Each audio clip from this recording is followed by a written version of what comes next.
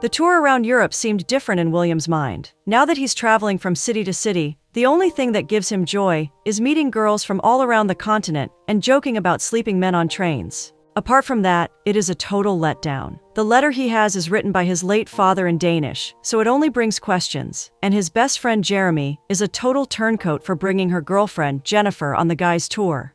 Additionally, he is clearly invisible to the hotel personnel, but nothing is as annoying as Jennifer's rants and Jeremy's change. Truth be told, however, he is the most annoying one out of the lot. Being insecure about himself, he craves attention and affection all the time. And to quiet something very deep and troubling inside himself, he wants to constantly have fun. Naturally, no couple would be happy to engage in a trip with him. This is why very soon in Copenhagen, Jeremy begins a conversation about parting ways. Nothing is final. The group is not yet divided, but William's mind becomes filled with poison. That day, he catches a glimpse of a girl named Effie, smoking a cigarette outside his hotel.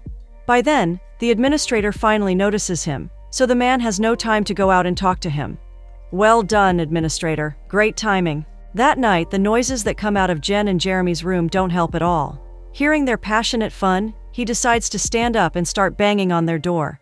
This was supposed to be a guy's trip. They should be at a bar, drinking until unconscious. As expected, he is waved away from the door. Jennifer comes down to the bar later that night. Seeing William soaked in bitterness, she approaches him and tries to start a helpful conversation. William, however, has no intention to have a conversation like that with this girl. He hates her, and he will continue to hate her to his grave. For a moment, these negative views of one another are hidden behind the carpet of words, so the conversation feels like an excerpt taken out from the Game of Thrones episode. It's only for a few moments, however. Soon, it all falls apart as William shows just how unlikable he can be when he's angry and bitter. When the insulted Jennifer decides to leave the conversation, he catches a glimpse of a girl looking at him from along the bar. He knows what he should do to make the couple pay. Taking this girl up to his room, he tries to make as much noise as possible, but Jeremy clearly doesn't care. The next morning, William receives a goodbye letter from him and sees Jennifer leaving the hotel for good. As she tells him, Jeremy proposed to her last night, and they are going to London to get married.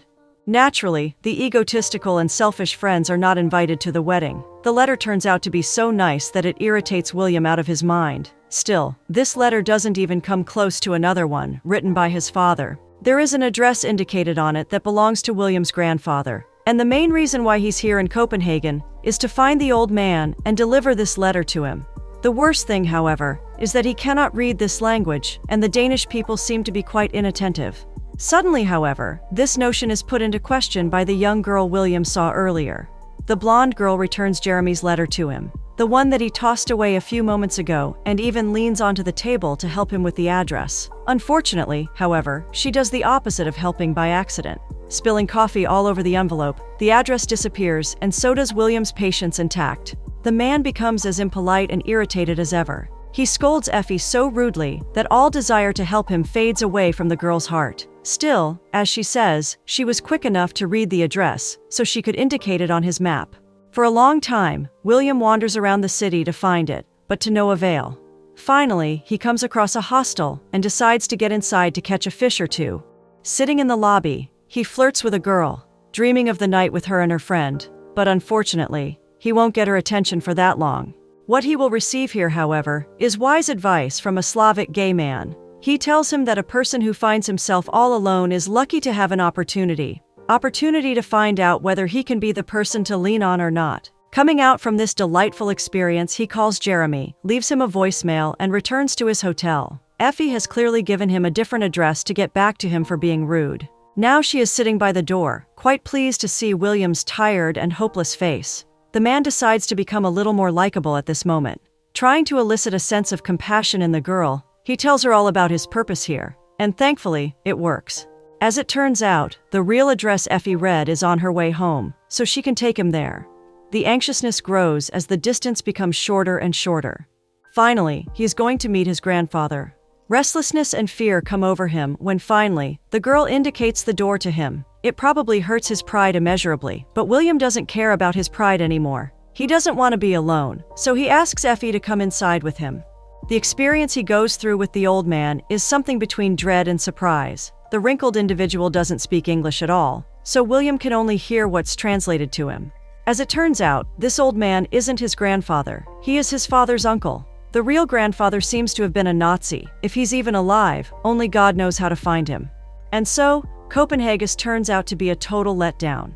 The only thing it has brought to him are pictures of his father. The next morning, Effie sits at his table in the cafe of the hotel. Smartly enough, she's not holding any beverage this time. We learn a little more about William from this scene. As it turns out, his father perished last year. He seems to have left William when the boy was only 14. As he says to Effie, he was going through his stuff after he passed away and found this letter that was meant for the grandfather. His father had written it when he was 8, but never sent it out. He has never been able to understand what was the content of the letter, but now, Effie's here, so she can read it. As the girl says, there is nothing grand about it. It is simply a nice letter, written by an 8-year-old who wants to express love and say that he dreams of a fulfilled family. Well, that clearly didn't work out well. The business of finding the grandfather is going to be extremely difficult to carry out successfully now. But it is still possible. Sherlock and Watson would do it with their eyes closed, but Effie and William will manage too. They have the pictures, so if they track the locations where they were taken, clues will probably come. In the next scene, no clue appears on the horizon, so William gets immediately bored. This is why Effie decides to broaden his perspective by making him sit on a drop ride. From here, the horizon is so far away that William can even see Sweden. This is so thrilling that William wishes to be bored again.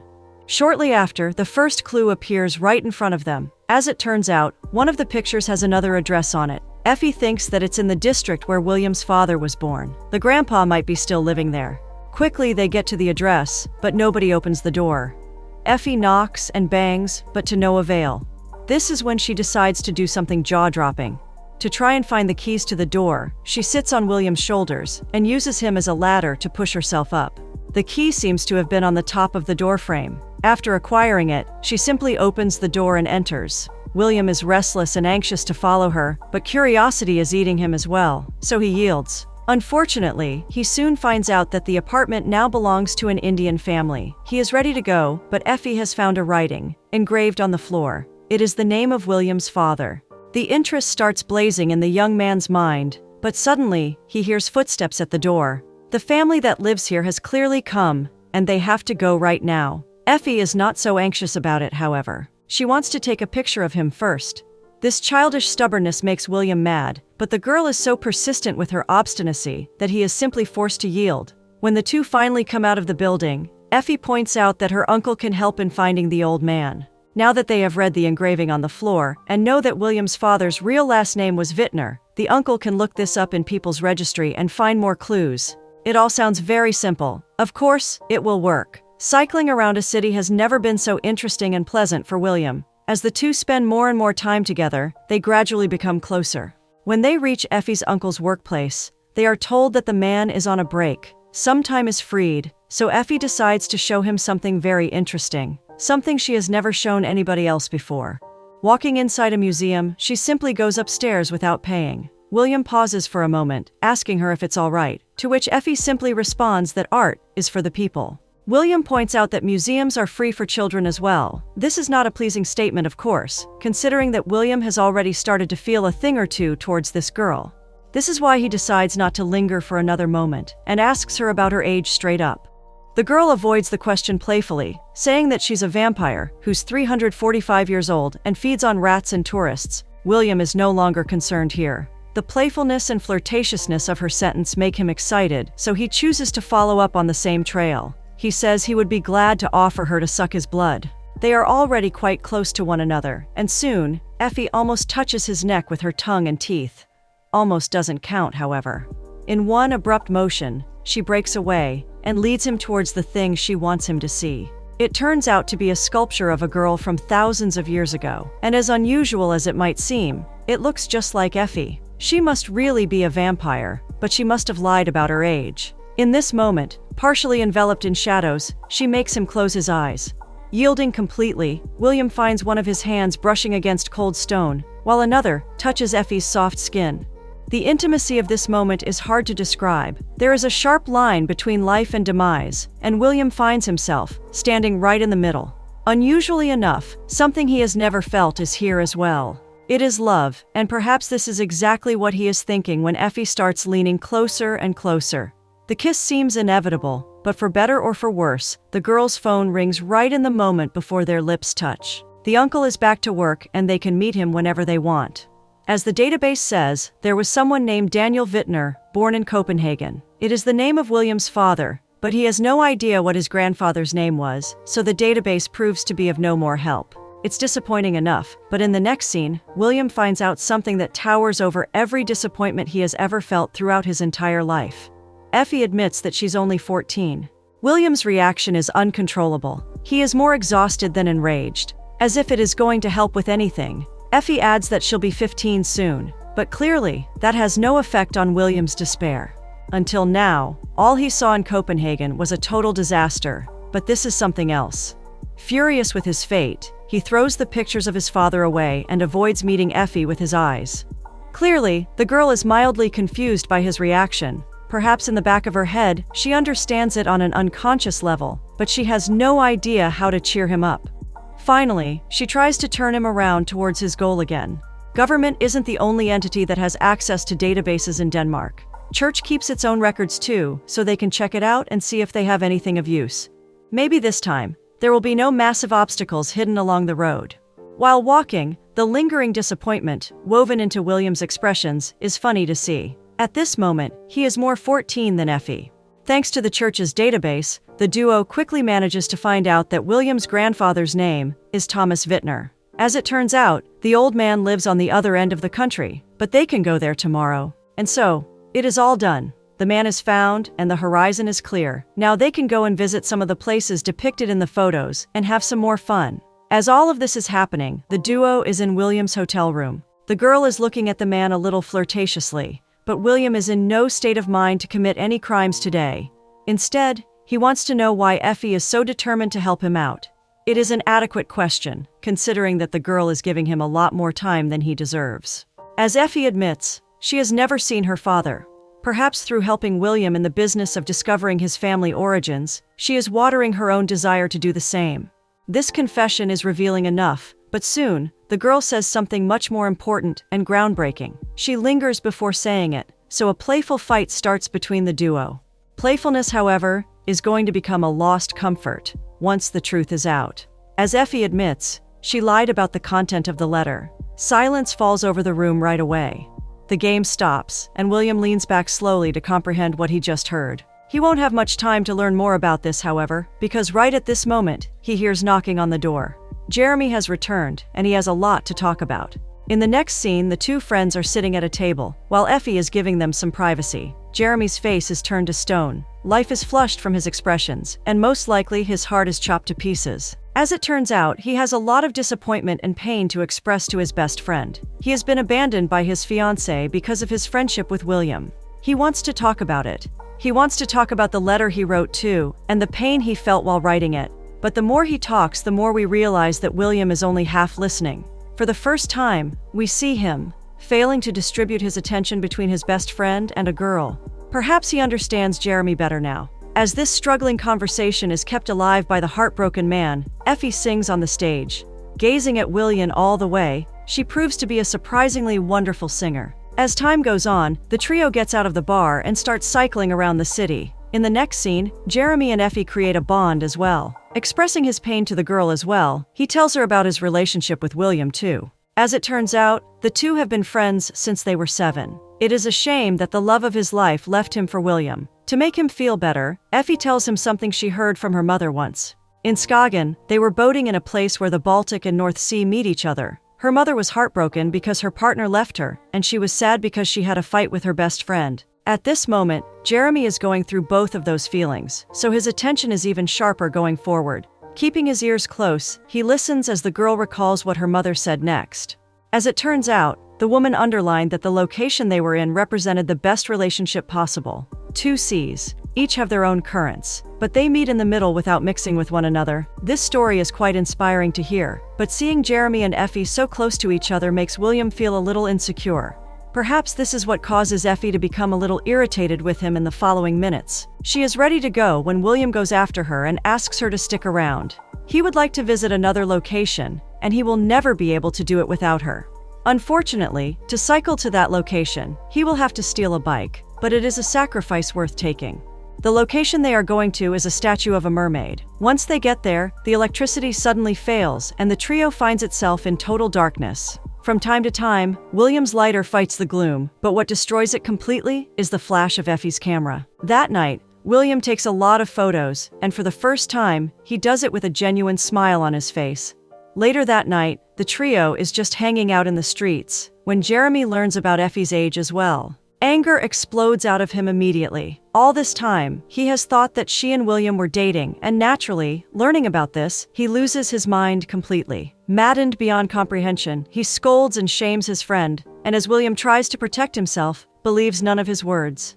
This is why an entire specter of colorful and various conflicts bubble up between William and Jeremy. All the disagreements, disappointments, and other dark things buried under their friendship suddenly emerge on the surface and break their relationship apart.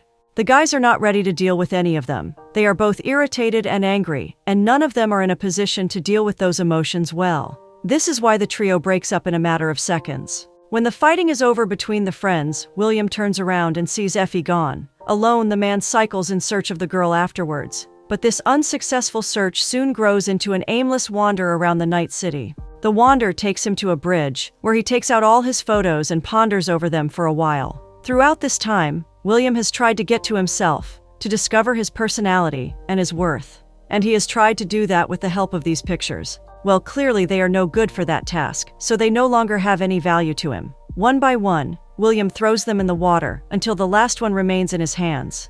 This is a picture of his father, standing in front of the mermaid. There is still some value in this picture. It will be a shame if he throws it away as well. Thankfully, someone calls him from behind and stops him from doing it. It's just a woman who wants to let him know that littering is illegal in Denmark. Later that night, William leaves Effie a voicemail and lets her know that he no longer wants to see his grandfather. He will leave tomorrow, so he would love to say a proper goodbye. They could go to a club named Culture Box. Suddenly, he realizes that she cannot contact him back. It is a shame that they had to part their ways in that manner. Unfortunately, all William can do now is to simply wish her a great life. In the club, he finds the girl he almost caught in the net earlier in the beginning of this story, the girl from the hostel. She and her friend are extremely drunk and they seem to be craving male attention. This is a perfect opportunity for William. He can brush off the gloom of the night if he wants to, but suddenly, he realizes that he has changed. He is no longer the man who chases big sensations in order to quiet something much more important inside. Saying farewell to the girls, he walks towards the exit and unexpectedly runs into Effie there. The girl listened to his voicemail and decided to tell him something very important. He has to see his grandfather and give him the letter. She is not going to tell him what it says, however. Perhaps she is still too mad at him and Jeremy for fighting earlier. Speaking of Jeremy, he might be sulking alongside the Little Mermaid statue for all they know. William doesn't care about him at all, though. What he does care about, however, is the turnaround of this night. He wants it to be better, and so, going inside, he orders drinks for both himself and Effie. A barman suddenly whispers something in the girl's ear, to which the girl responds that the man on her right is her boyfriend. When she tells this to William, an extremely unexpected sentence jumps out of his mouth. Most likely the words touch his tongue before he can even comprehend the meaning they carry. He tells Effie that he thinks he is in love with her. Thankfully, the girl doesn't pay any great heed to these words. She just brushes them away. If you couldn't gather until now, William needs a drink. What he also needs, probably even more, is common sense. Being playful with the girl, he gives her a shark bite, as if he were a teenager just like her. Effie returns a shark slap, then a shark punch too. But what she delivers then is much more painful and dangerous. Once they go for a dance, she gives William a shark kiss. It lasts for only a couple of seconds, and it leaves the man wondering whether the girl is trying to give him trouble or not. Effie promises that there will be no trouble, so the dizzy man, whose head is swimming, makes a decision to keep going with it. Soon, when Effie walks away to get another drink, he goes to the toilet and meets a macho man from Denmark. There is a certain kind of danger shining from this man's eyes. Mysterious, this individual causes a sense of instability to grow inside William's mind. Meanwhile, unusual things happen at the bar as well. We don't know what Effie and the barman are talking about, but it is clear that everything is not all right. When William comes outside, he is immediately met with the girl from the hostel. Just as before, she is all hands and all tongue, and unfortunately, William fails to get her off of himself in time. Effie sees him with this girl and hurt, she storms away towards the exit. There, the man from the toilet runs into her and pushes her outside. From the way they communicate, it is clear that they know each other. Perhaps they are even related, and perhaps William is truly in trouble. When he runs outside too, he sees the two fighting about something. The man is really persistent with his point. Towering over the girl, he tries to assert his dominance over her, but Effie manages to stand firm. Deciding to intervene, William approaches them and is waved away by the man a couple of times. His aggression is bitter and uncontrollable, so once William doesn't leave them alone, he decides to take a swing at him. Thankfully, William is quick to dodge it, and he is smart enough to present himself as a peacekeeper. This is why the man loosens his guard for a second, and this is why he receives one good kick in between his legs. Just for the flavor of it, one punch lands on his cheek as well. As Effie reveals immediately, she is in deep trouble. The man was her mother's boyfriend. After the club, the duo goes to William's hotel, but as it turns out, Effie won't be able to stay with him if she doesn't present her passport. This is why the duo is forced to go back to her house. She needs to get some things from there. Danger unfolds there. William is told to wait outside while she gets what she needs, but the man decides to still check the apartment out. Sneaking inside, Effie gets her things, turns back, and is struck by his riskiness. Terrifyingly enough, this is the exact moment the mom's boyfriend comes home too. And to add to everything, the mother wakes up as well. Unusually enough, all still end without any major disaster. The man and the woman engage in a fight, followed by passionate kissing, so the duo has more than enough time and chance to leave unnoticed. Going back to William's hotel, Effie is sneaked inside from the back, and so, in the next scene, they are alone in his room. Again, the girl tries to kiss him. Their lips touch for a second, but when Effie goes for the second round, William breaks away. An attempt is made at small talk, but it is doomed for failure from the very beginning. Soon, attempts are made at something much more plausible. Effie confesses her love to William and tells her all the things he wants to hear from an adult woman. Blazing up his heart, she stands up and takes off her shirt. At this moment, William's mind becomes dizzy. His heart begins to swim in the ocean it doesn't recognize, and soon, he finds himself kissing the 14-year-old in front of him. As Effie says, she will be 15 in a couple of days, and William will see no trouble.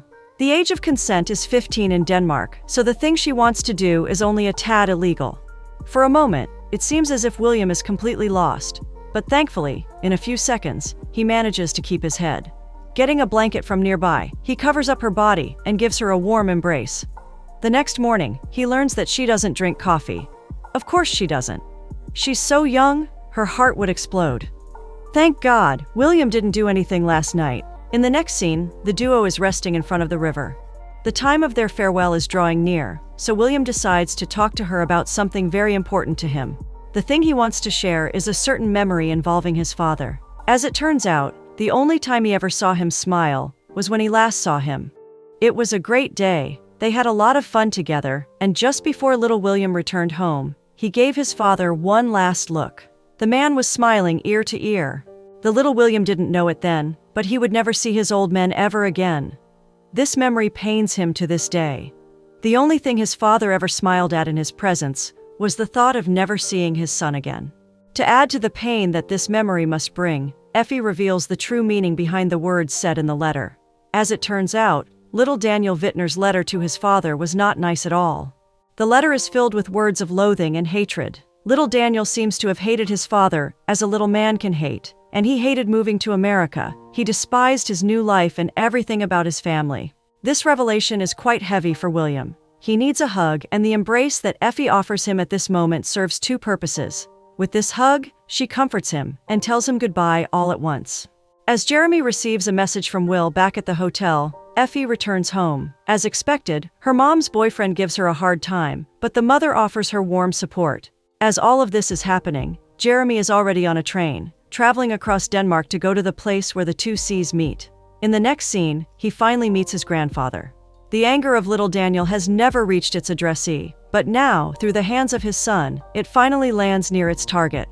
And to be frank, Thomas Wittner clearly deserves it. He seems to be a terrible man and a bad father. No wonder, William's father was a disaster too. After reading the letter, no special feeling appears in Thomas's expression. He simply returns the letter and says goodbye. Suddenly, William finds himself changed. He is no longer angry at his father. Soon, the pictures taken by Effie get developed. They depict the man at the beginning of his journey, having no idea where the road will take him.